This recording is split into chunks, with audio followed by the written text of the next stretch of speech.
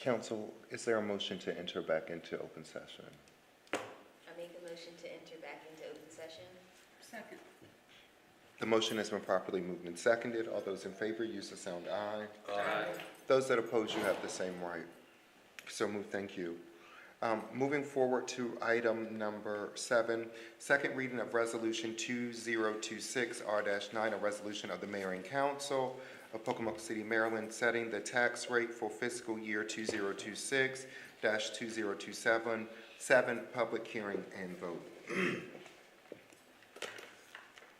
Resolution number 2026R-09, a resolution of the Mayor and Council of Pocomoke City, Maryland, setting the tax rate for fiscal year 2026-2027.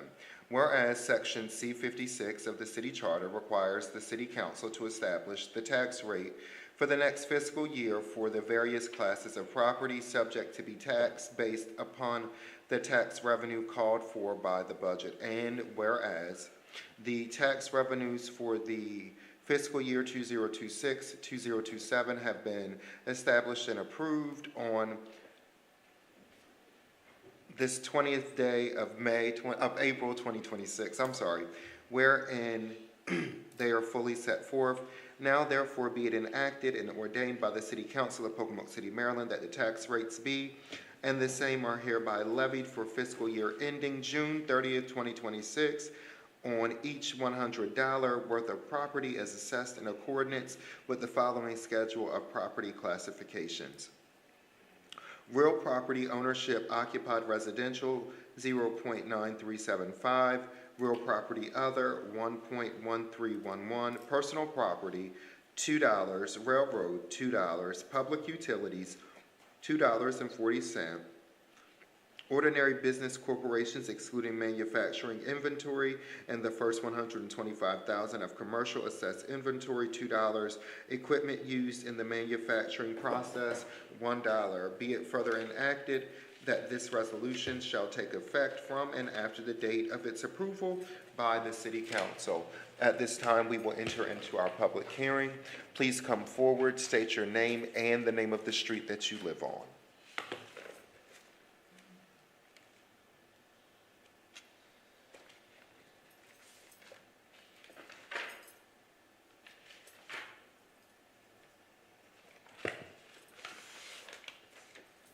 Seeing that there is none, council, is there any discussion? I will say that at some point, we may have to consider an alternative way to raise funds for our EMS system.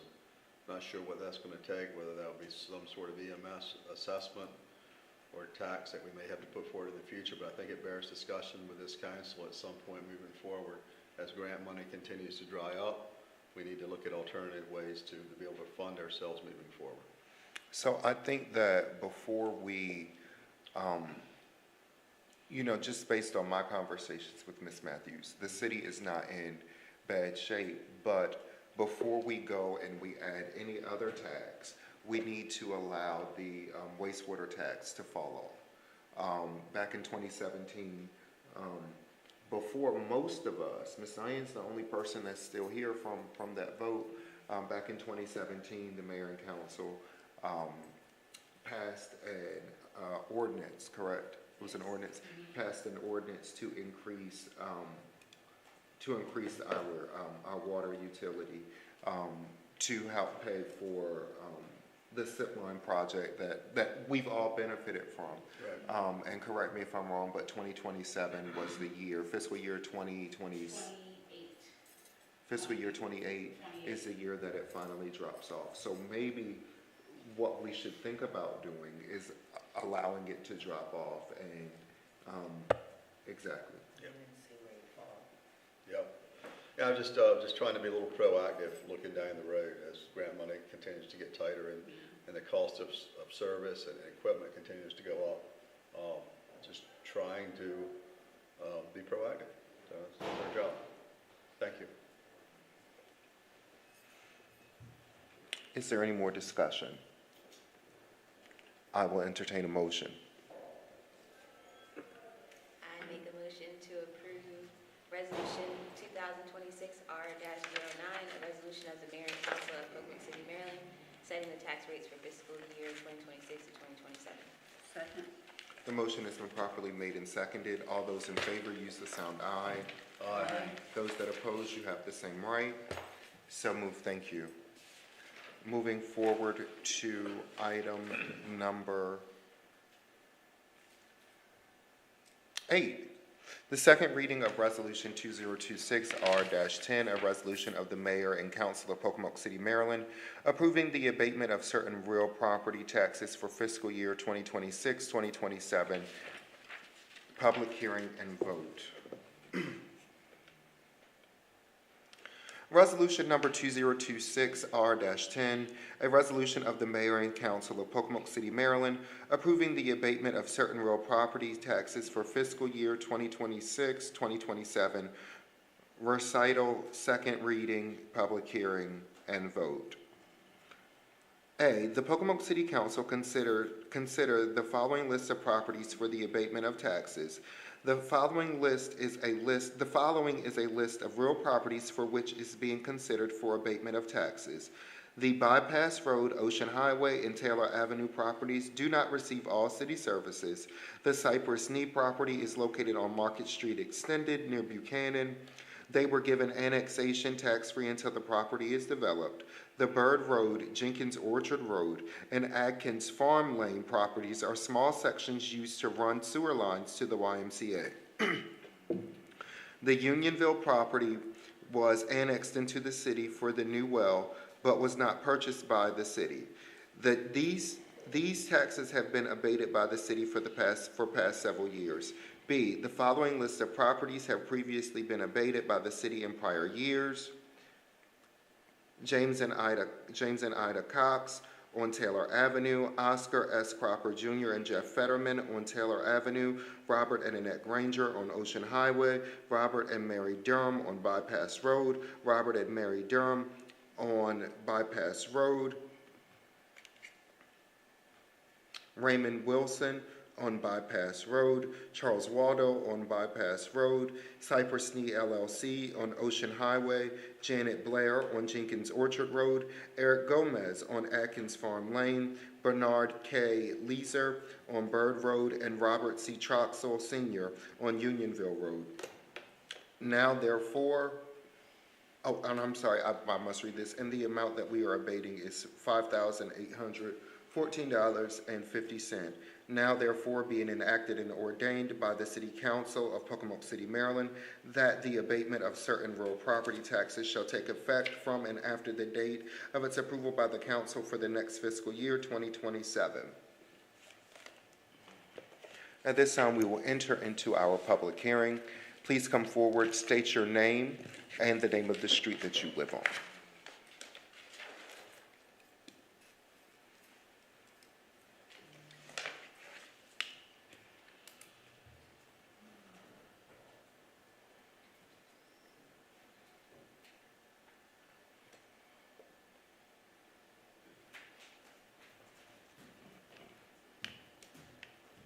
My name is Ronnie Durham. I'd like to just inquire, is there any reason this couldn't be done as a permanent thing instead of rehashing it every year until you do provide city services such as police protection, trash, water, sewer, road maintenance, whatever?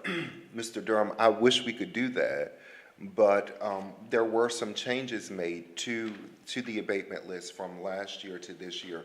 Now, in the past, we had never made any changes, but we do have to do it every year just in case something changes. And the year we miss a hearing is when you'll decide to put the taxes on. Repeat that for me. I said the year that we miss a hearing or the meeting like this, that'll be the year the taxes will be. Well, I can't speak for him, but I don't see that happening. Let me ask. I've lived in Pocomoke a long time. Go ahead. Mr. Durham brought up just exactly what I was thinking, Andrew. Would it be possible on these, like Mr. Durham's property and some of the other properties that are on here on an annual basis, to, Brandy's already shaking her head, to do it, to amend it until tax rate or situation changes. That's just, I'm gonna defer to the boss lady on that. So the answer to that is no. Each year, that list actually has to be submitted to Worcester County. Okay. So anytime the assessment changes, that dollar amount changes, and they have to have a yay, nay from everyone that's up here, so it has to be done every single year. Okay. Thank you. Thank you. Now, let me ask a question, Ms. Matthews. Is there a more effective way to get them the information that the abatement is coming up? We don't know, the mayor and council don't know the process for you informing them of this. The only way that we'll be able to is just mail it out to them ahead of time, letting them know, hey, that we are abating your taxes this year, and this is the amount based off of the assessment from SDAT. Because I hate to say Mr. Durham is wrong, but he's not. I've lived in Pocomoke, I've lived in Pocomoke a long time. Well, Brandy, is that something that we can start doing? I mean, it's a dozen people. Can we mail Mr. Durham and the other folks a heads up, say we're gonna abate these taxes coming? So there's, you know, I'm sure there's a little unrest associated with it for $1,900 worth of unrest, yeah. All right, thank you. Thank you, Ms. Durham. Thank you all.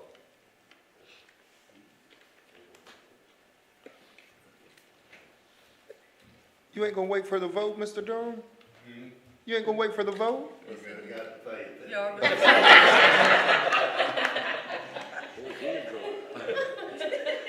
Now that he's gone. Council, is there any discussion? No. I do have one question. Yes, sir. On the Cypress Knee LLC, is this until the property is developed? Do they have any plans to develop it? So Cypress D is located on. Bob Buchanan. Yeah, they were located by Buchanan. This has been on there for as long as I can remember. Ms. Matthews and our staff would more than happily, you guys will reach out and see if they have any development Any plans. development plans, yes. They're gonna reach out and see if there are any plans to develop. As of right now, they haven't come to the city. So then why did they get a tax abatement? That has been in place For a long time. For a long time. So I will reach out tomorrow to see what the update is on Cypress Knee, what plans they may have for annexation, and we can revisit, next year whether or not it should be abated. So it's the parcel of property right before you get to Buchanan. Yep. Yeah, if there are no plans to develop it, then maybe we What's do. marsh back there? It's nothing back. It's nothing It's back marsh. there. Well, we're not exactly sure where it rests at the moment, but until let's research it and we'll revisit it in the coming year. Let's keep our fingers crossed. With the development of Wawa, somebody will see that property and want to grab it up too. Ms. Stafford, for roll call, was the motion made? No, not yet. No motion was made? Okay, I will entertain a motion. I'll make a motion to approve resolution number 2026-R-10, approving the abatement of certain real property taxes for fiscal year 2026-2027.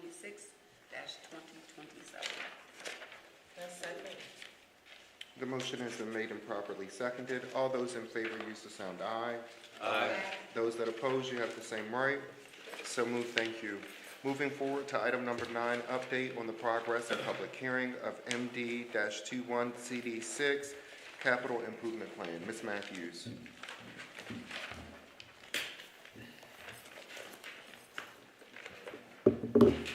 Good evening, everyone.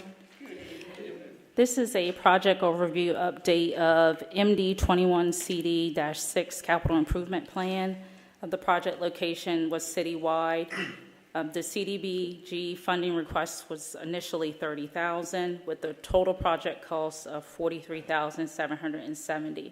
This was originally awarded back in 2021, and it was finalized and extended to June 30th, 2023.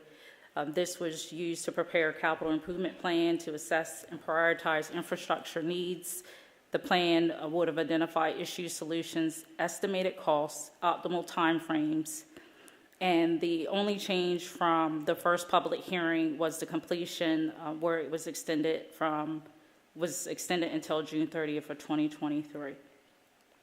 Some of the project scopes, it was proposed capital improvement plan, and most notable of some of those plans were the pump station replacement, which has been completed, refurbish of the water towers 1 and 2 with new mixers, the water line improvement project phases 1 and 2, which is considered the SIP phase lining for on Market Street, water line improvement projects phases 3 and 4, distribution lines and other mains.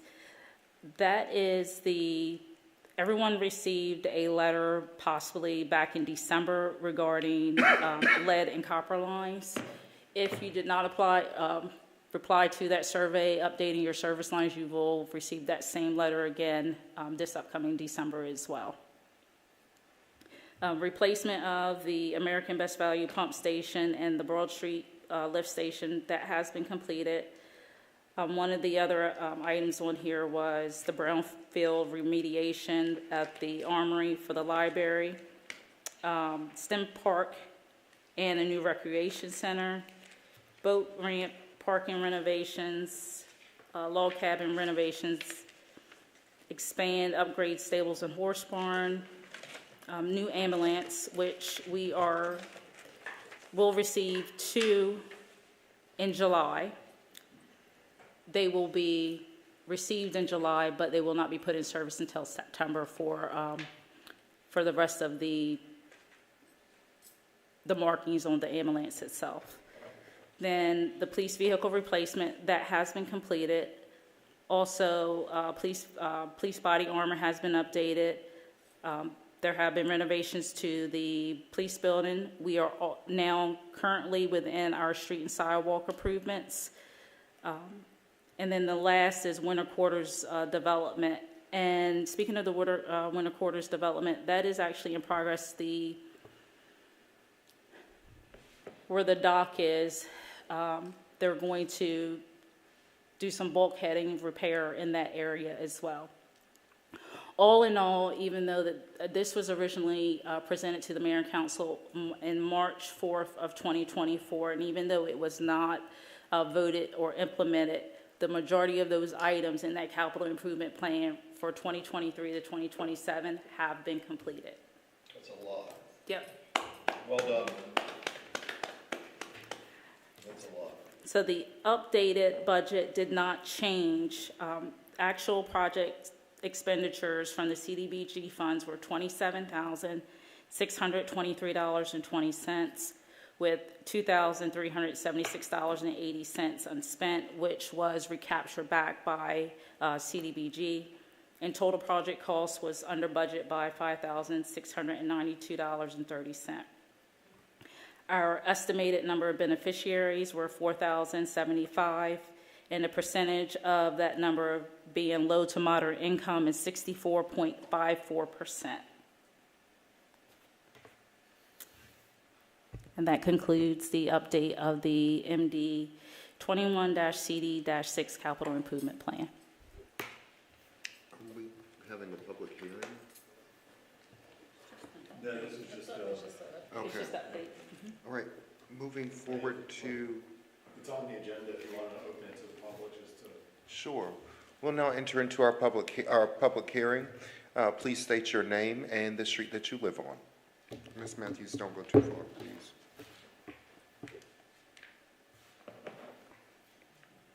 Actually, can you approach?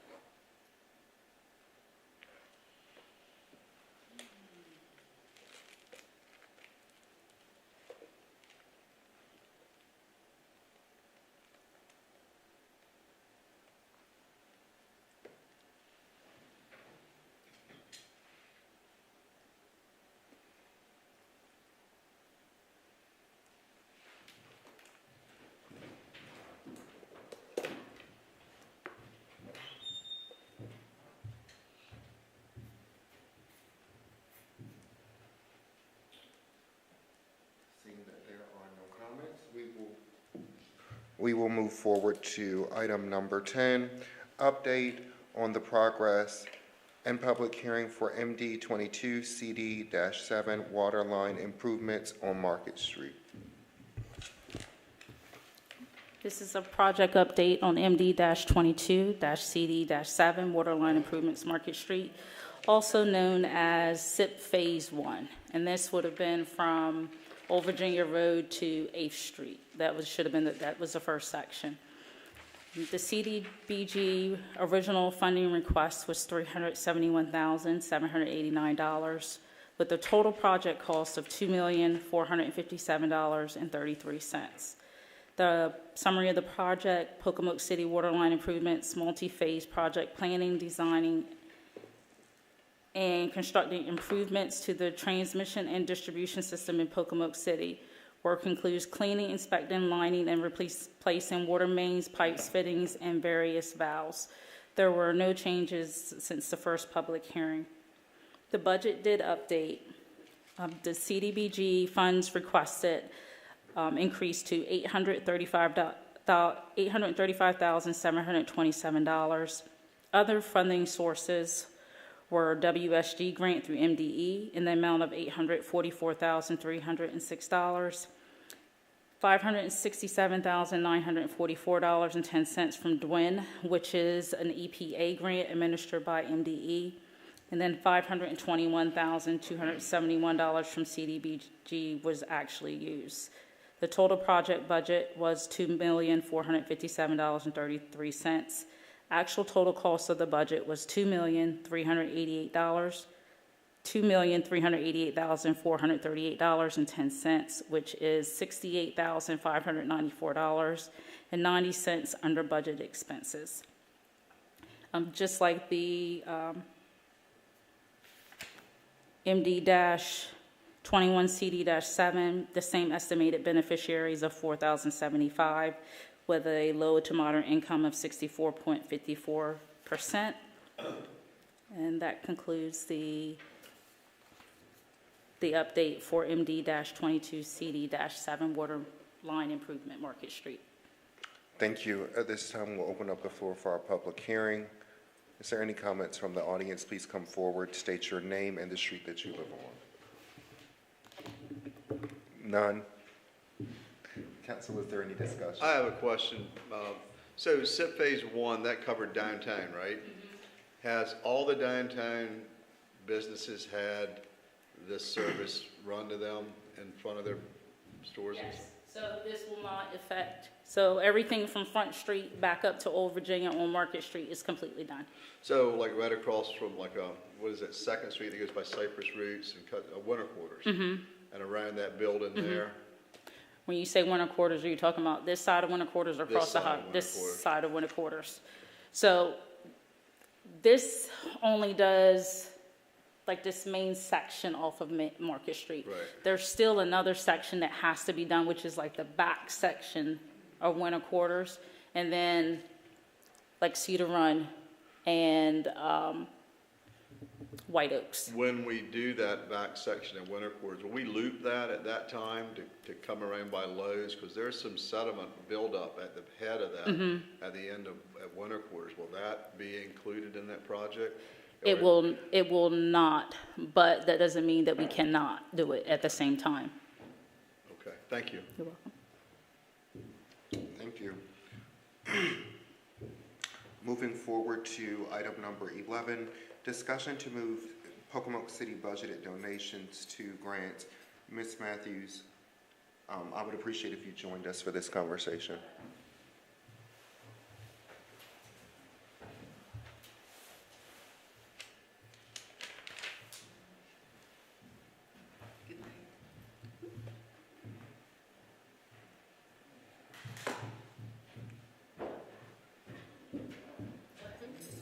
All right. Thank you. So, council, for years now,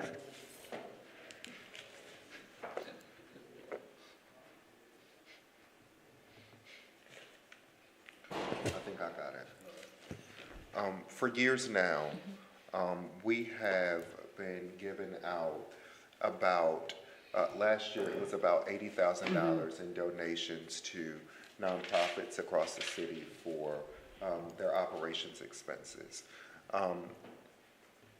One of the things that I picked up when I went to Salt Lake City, they said that we were doing donations all wrong. And they basically said that we should be utilizing this money that we're giving out to the nonprofits, the businesses, and the churches as grants to enrich the lives of the city. So they would basically have to provide some sort of service that would benefit the city as a whole. So for an example, you know, I was thinking, you know, like the flower shop, Jennifer at the flower shop. It could be a case where Jennifer comes to us and she applies for this grant, and instead of her using it for operating expenses, she uses it to fund a class that she's going to teach on floral arrangements. We need to get back into the business of getting people back to work. We need to get back in the business of teaching people a skill. And how do we do that? We utilize programs like this, and we take it. Number one, it's going to keep people here. Number two, it's going to encourage people to buy homes here because we taught them a skill that they never knew. And number three, it's going to give them some form of employment if they decide to stick with it. I know this is something that we've been talking about. We talked about a couple of months ago. I think we were supposed to meet about it, and we had a snowstorm or something like that. But I really think that this is. I think that this is worthwhile, and I think that the citizens of Pocomoke as a whole would benefit from it. Ms. Matthews? I do as well, and not just that. We got to make sure that when we're doing grants, it's not just about operating funds. It's what are we putting back into Pocomoke? How are we, even our youth, how are we giving programs to them? What can these businesses or what programs or what churches, what can they actually give back, and how are they going to put back into Pocomoke as a whole? It's about, we want to make sure if we can do some type of program for our youth, you know, even if it's for 6 weeks. Again, what Mayor said, if it's something where we can have a program where we have businesses do some type of grant for businesses so that they can be taught a skill, but it has to be something to show that we actually poured back into Pocomoke. So this would be like a little micro grant type of thing? Yes. To go out and serve as a business incubator. Now, just to be clear, this doesn't totally supplant, I'm going to use the Costin House as an example, which is a piece of history in our time.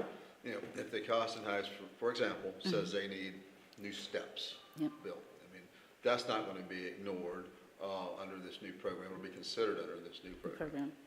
So one of the things, just you saying that, one of the things that we could do with that is help them with fundraising efforts. So if they want to put something on to help assist them, then we at the city can make sure that we can get them the services that they need. And also with the Costin House, I know before we were able to actually get grants for them, which go through the city. But those things would not be ignored. It's more about accountability.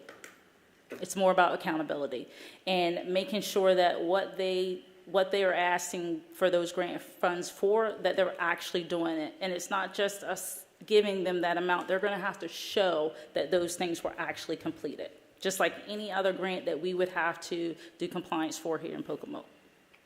I agree. Well, do we need to take a vote on this, Andrew, or can? Well, I mean, it's just an unwritten policy that you've always just sort of made donations. I think the difficult part is, are you able to institute this new grant process for fiscal year 27, or is that going to be the goal for fiscal year 28? I think we can institute it now. And just to answer people's questions, where they would say, well, wait, where would the money come from?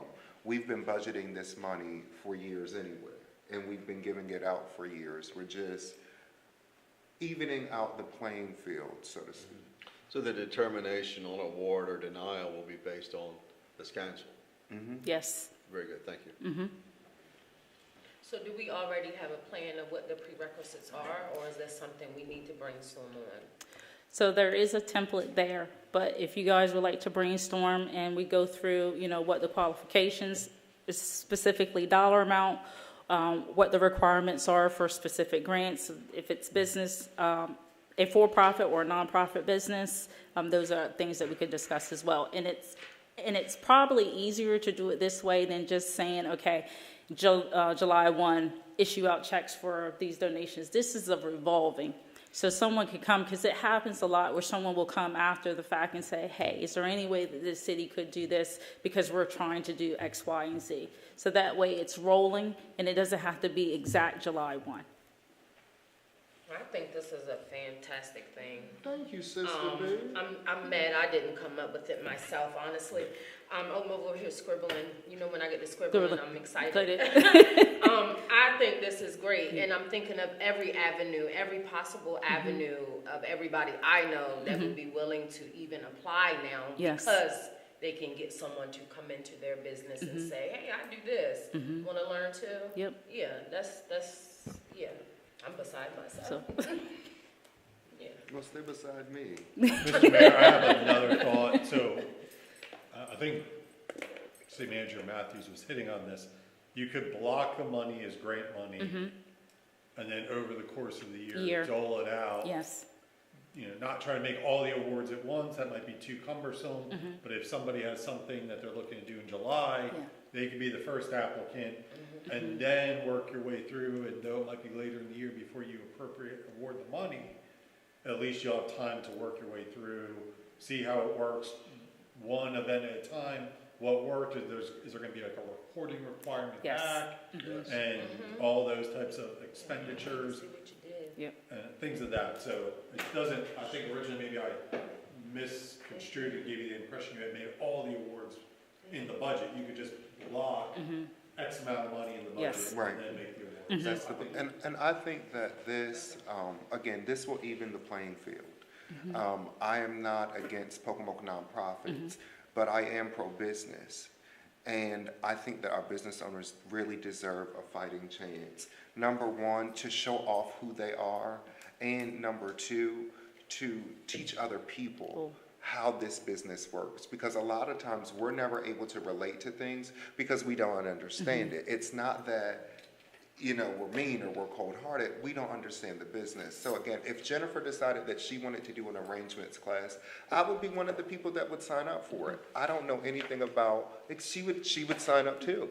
I don't know anything about floral arrangements, but it is enriching our community, especially when we talk about our end goal being a community center that teaches everybody all the basic skills that they need in their life. We're moving in the right direction. So council, just as a vote of, just as a consensus, we do have your permission to move forward with this. Absolutely. Yes. Yes. Yes. Wonderful thing. Thank you, Ms. Matthews. I don't think you need to go anywhere too soon. I think. Why don't you put a chair? I know. The rest of this is you. Okay, so now we're moving forward to item number 12, discussion of policy on citywide trash receptacles.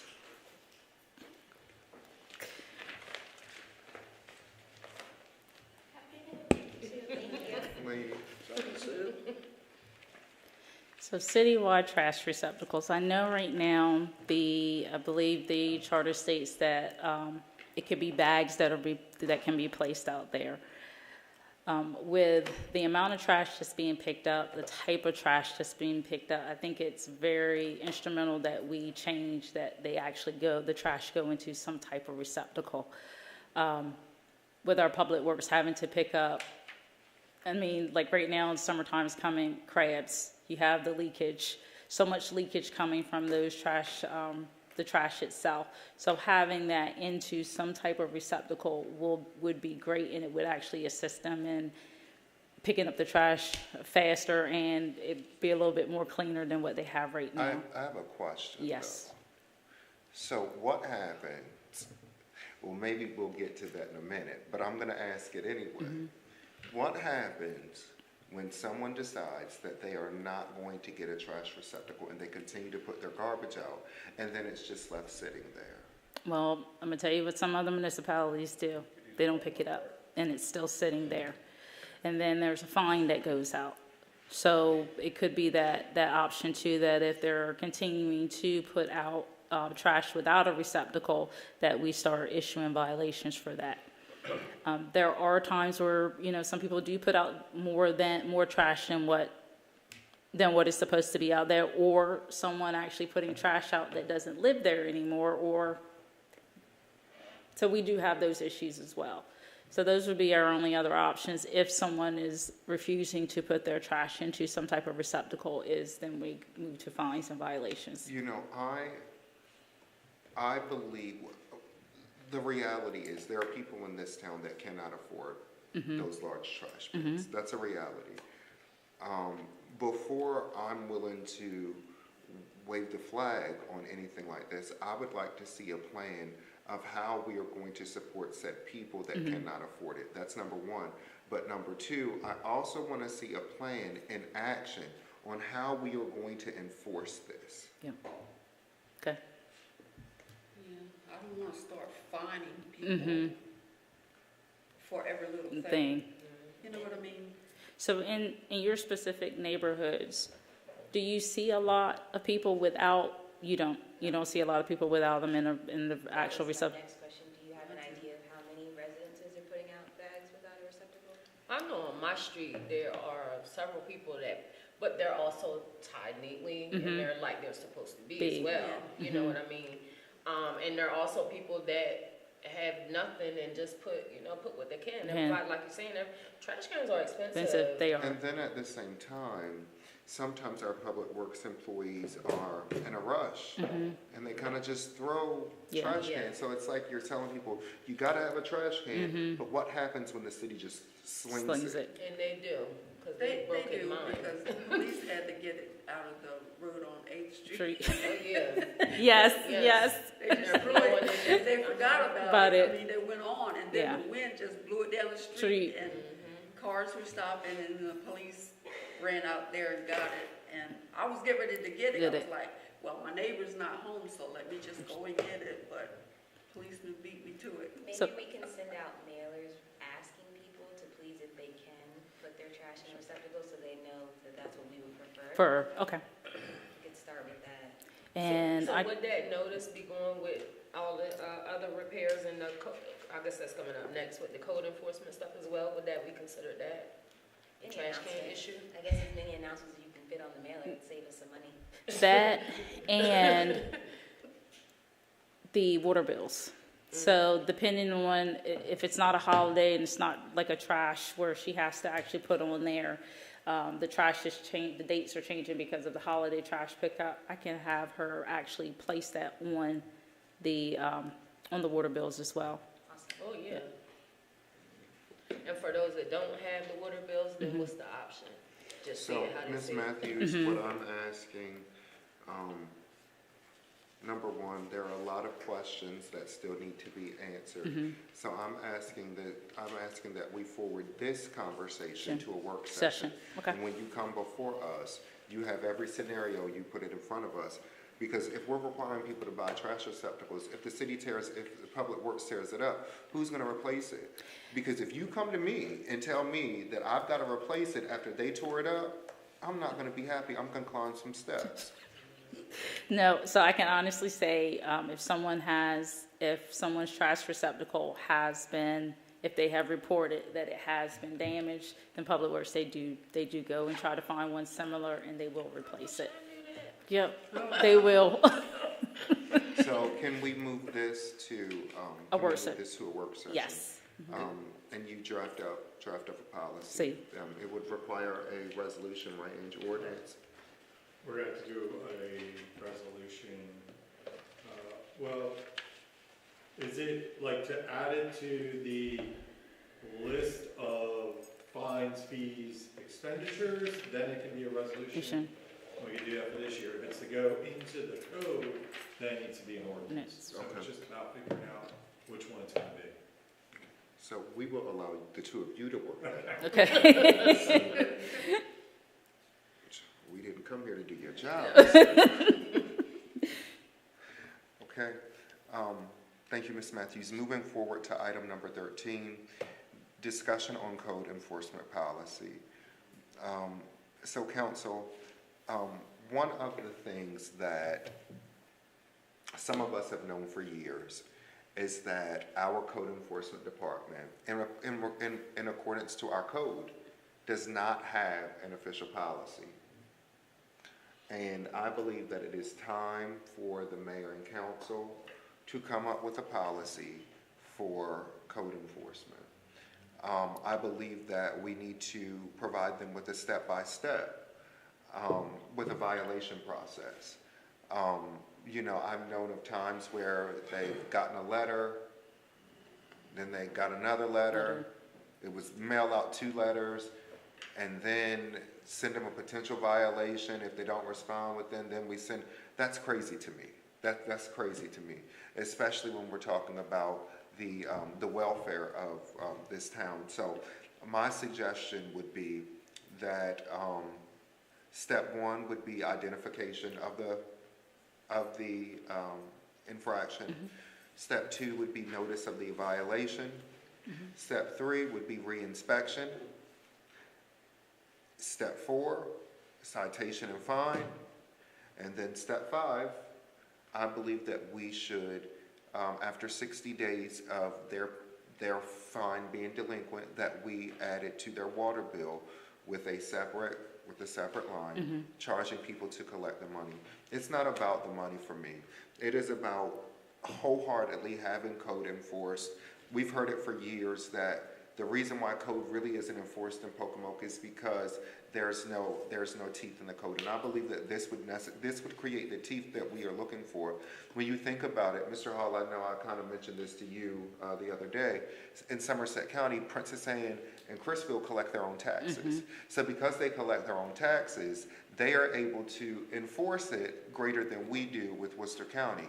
Now, we were in communication with Worcester County a couple of years ago about collecting our fees and fines, and the end result was, if we do it for Pocomoke, we have to do it for Snow Hill, Berlin, Snow Hill and Berlin, and that's understandable. Yep. So they weren't able to accommodate, and it would cost us entirely too much money to bring in a staff to just handle taxes in the city. So it's safer for us, it's more cost effective for us to keep it with the county, but I believe that if we tack this onto the water bill, and of course still giving people notice and still giving people the appropriate time, that we will see some things turn around. Council, is there any discussion?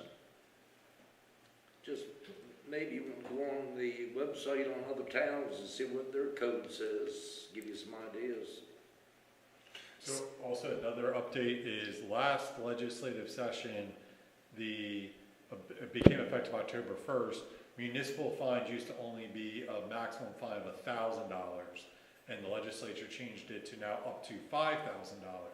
Not advocating that you should fine somebody $5,000 for every infraction, but if you have repeat offenders, originally, like, you were capped at $1,000 no matter how many times they did it, and sometimes it wasn't really cost effective to go to court for a $250 fine. The courts are now usually bundling all of the municipal citations on a single day, so unlike a regular criminal docket where you may go on a Monday, the following Wednesday, and the following Friday, it's once a month, so that if you can bundle together all your citations, it can be cost effective with a fine and with a certain number of citations, to execute them all at once. So that's something we can also work with staff on, if we're going to begin doing more stringent code enforcement, timing it so that legal's not going to court for a single citation, but for 10 or 15 of them to make it cost effective. And I think that doing this into the water bill would also give us a little bit more leadway to not go to court. That should always be our final option. You know, that should always be our final option. I think that this would work fairly well. I know our finance department probably won't like this too much, but I believe that this is going to get Pocomoke cleaned up. And I've already inquired, we believe that can be instituted as a line item onto the water bill. So this will require an ordinance and a resolution. So I'm asking that we forward this As a work over session. to our work session. Got it.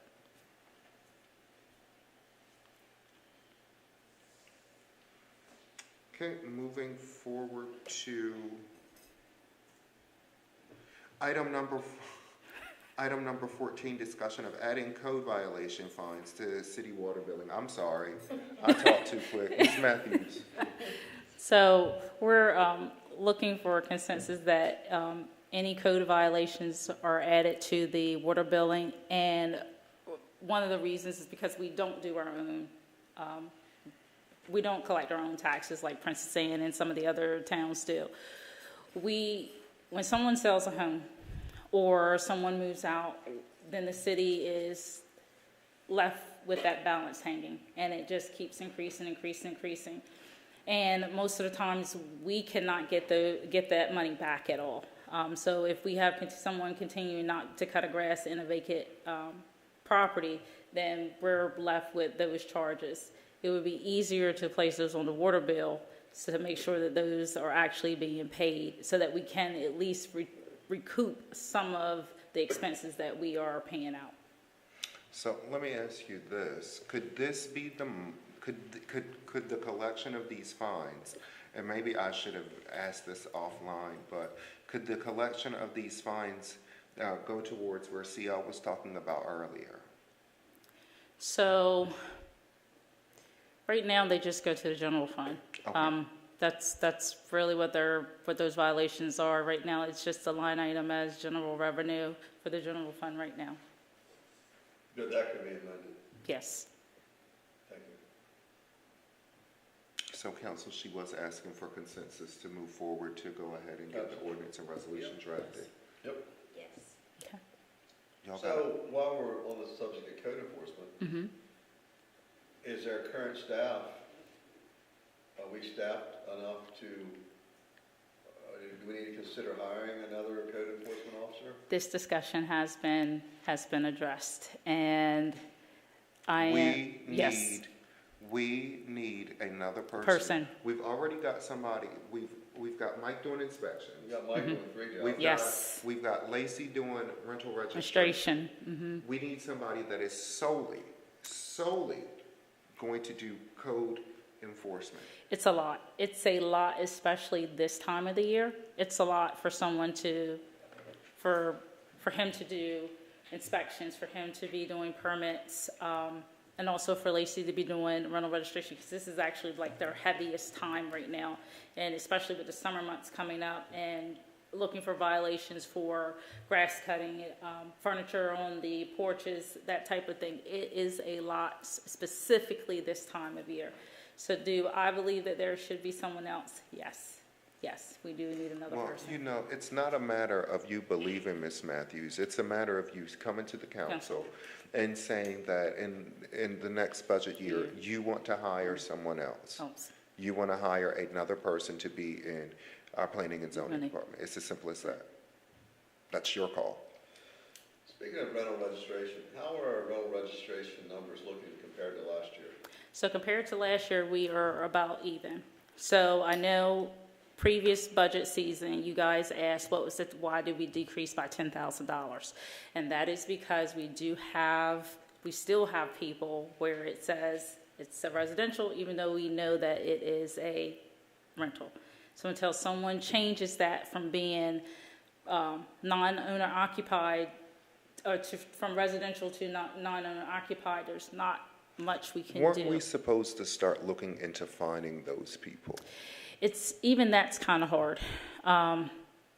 Even when we check SSTAT, we know that there's one person that probably has like 10. We know they're not living in all 10. What that means is, if I own a property, if I own 5 properties, I can only live in one of them at a time. Yep. So because of that, it's easy to go to a person and say, hey, you can only live in one property, so your other 4 properties need to be registered. And I think that's super literal, right? Like that's super literal. And I feel like we've just abandoned it. And I think that a part of it is because we are understaffed, and of course, with everything that we have going on in our planning and zoning department and code enforcement, and I completely get it. But let's get some people in here to help them. We have to clean up this town. I'm tired of people calling me saying the town looks awful. Cool. And I'm sure y'all are tired of hearing people say it too if someone says it to you. Now, I do have a question for Andrew. How do we address that? If that is stating that it's one thing, but we know that they have 4 different properties, how do we address that for rental registration? So, I can think of 2 ways. One, the first presumption would be if you're getting the homestead tax credit on any property, that's your primary property, and that one wouldn't go into registration. Okay. For the others, it would basically be a violation of a code enforcement policy, failure to register your other buildings, but you're gonna have to establish that you're seeing other people there, you're not seeing them there. It's gonna require proving it because it's not illegal to own multiple properties. What's illegal is to rent them out. Yes. And so you're gonna have to establish that they are in fact renting them out. And I'm sure neighbors who are paying taxes and good individuals who are paying the rental registration costs are gonna be more than happy to provide evidence that the other party is in fact renting it out and not paying the tax. Now, we have found some that have come in because they've come in and paid a water bill, and they'll say, well, hey, I'm living here and I've been living here for X amount of months, and we're like, oh. So then we do find some when the tenants actually come in to pay the water bills because the water bills are still actually in the landlord's name, but it's someone else coming in to pay, and those we do report to code enforcement. But that's a good thing to know, that looking at the bottom to see if it's getting the homestead credit, to know that that is the primary resident. And this is about safety. If you're gonna live in your home, you can live in, you can have certain accommodations, or you can elect not to make repairs, and you can live a certain way. But when you're renting your home out to another person, there are safety and ethical concerns. Yes. And that's what requires the inspection, to ensure that the people that you're renting to know that they are living in a place that's properly wired, has heat, has these accommodations, so that somebody can't take advantage of them.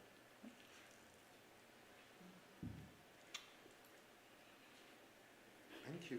We'll move this on to our closed session, our work session, I'm sorry.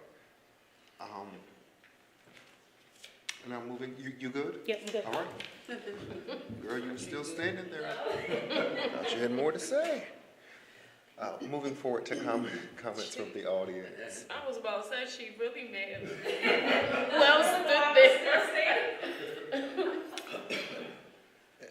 Seeing that there are no comments from the audience, comments from our city manager.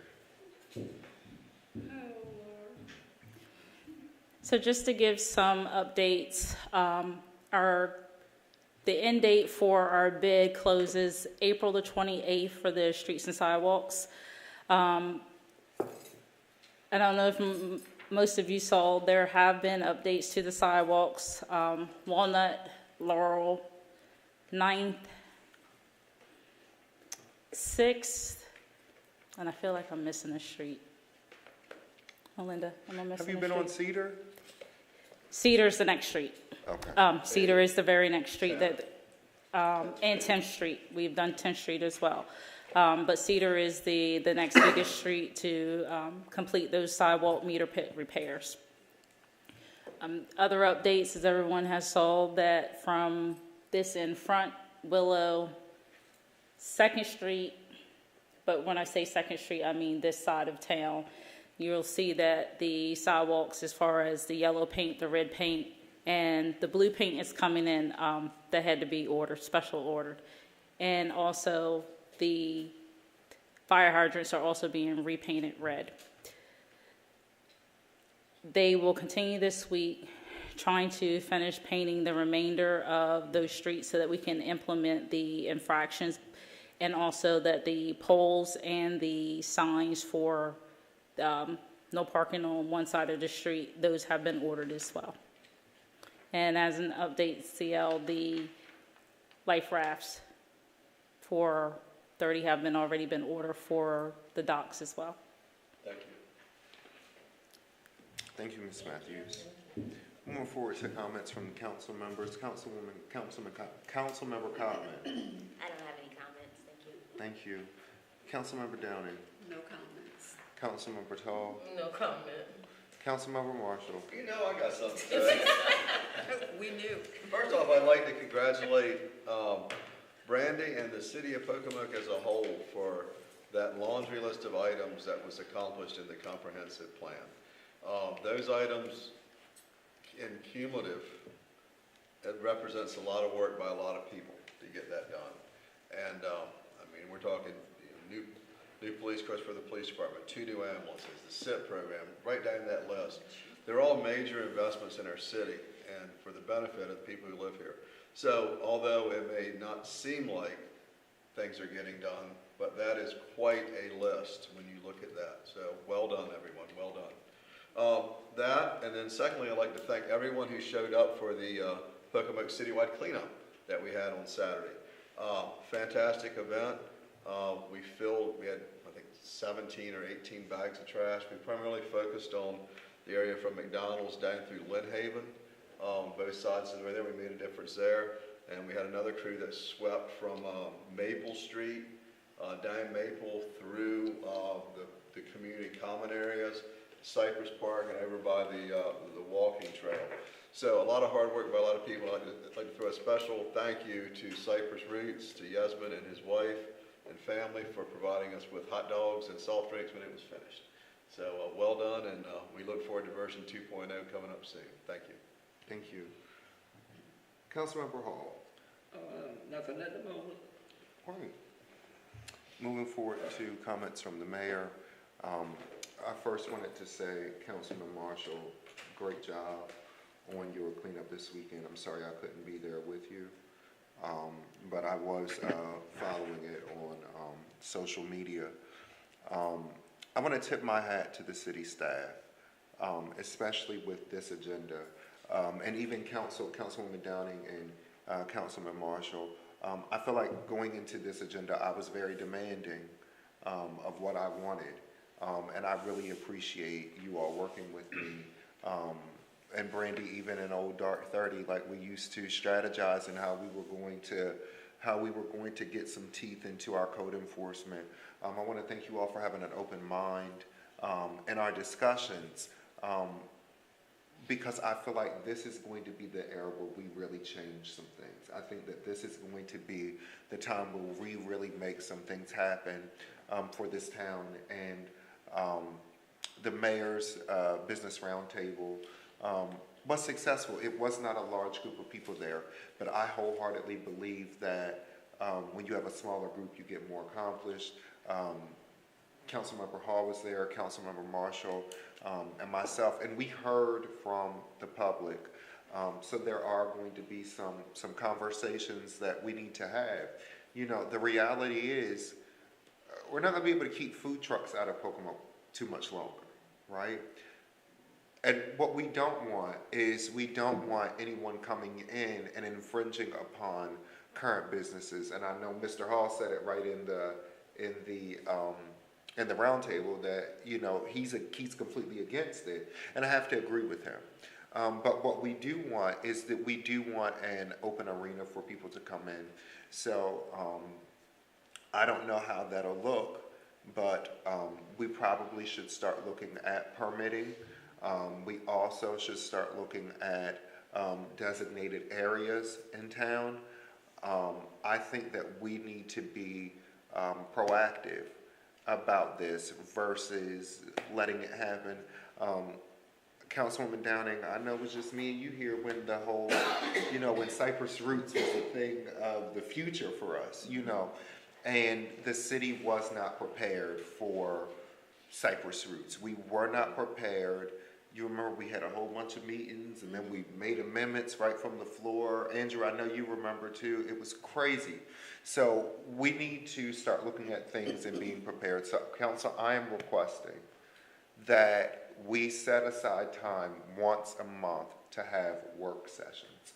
We have to get back to the business of this city. COVID changed everything for us. There are some things that'll never change, and I think that we truly need to get back to having work sessions where ordinances and resolutions are coming before us and we're hammering them out collectively, because just having a conversation when we're going to vote on it, that doesn't work. That doesn't work. Something is going to be missed. So I'm asking that we hammer out once a month to come together, and it doesn't have to be a Monday night. We could have a Monday night.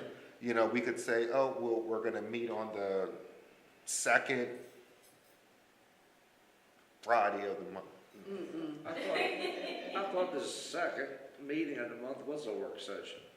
So it was, but what we realized was that there were so many things that have become demanding again with USDA and this and that. So now we're back to having both first and third Monday meetings as regular mayor and council meetings.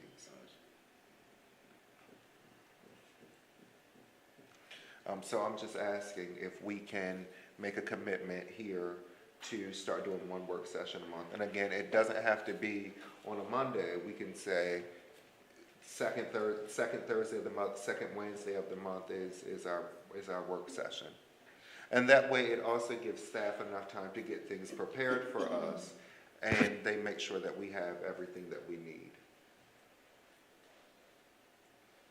Cool? Good? I know we have a lot Not of. Friday night, though. Not on Friday. Oh, I was only saying that He to, was messing with me. I was only saying He was that messing with me. That's all. Yeah. well, you know, we did meet one time on a Friday night, but we'll talk about that later. Did I? I know You we have did, a lot of only me and existing you. commission meetings. Oh, Are you able to provide us with options that we can choose from? Yes. Replenish it next time for you. Oh, okay. Let me send you guys an email of different options, different days that work best for everyone, and that we'll go from there, and even times too. And can we also get like a budget schedule online for the public? I appreciate it. Thank you. Is there a motion to adjourn? I make a motion to adjourn. Sorry. That was the fastest I've heard. Good Lord. The motion has been made and properly seconded, my Lord, has been made and properly seconded. All those in favor use the sound aye. Aye. Those that oppose, you have the same right. Nay. Have a great night, everyone.